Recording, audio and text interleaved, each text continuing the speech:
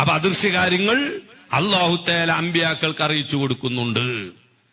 അതുപോലെ അദൃശ്യകാര്യങ്ങൾ അറിയാനുള്ള കഴിവുകൾ അല്ലാഹു തആല അപ്പോൾ അവർക്ക് കൊടുക്കുന്നു. അവരുദ്ദേശിക്കുമ്പോൾ അല്ലാഹ് അദൃശ്യകാര്യങ്ങൾ അറിയിച്ചു കൊടുക്കുന്നു.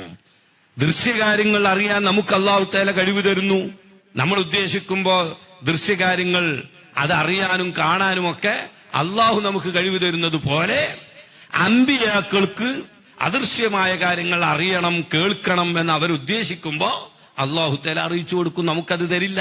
ഇതാണ് അതിന്റെ വ്യത്യാസം. എന്നല്ലാതെ അല്ലാഹു തആല അറിയിക്കാതെ അമ്പിയാക്കൾക്ക്, നബിമാർക്ക് സ്വന്തമായിട്ട് അദൃശ്യകാര്യങ്ങൾ അറിയും എന്ന വാദം ലോകത്ത് ഒരാൾക്കില്ല.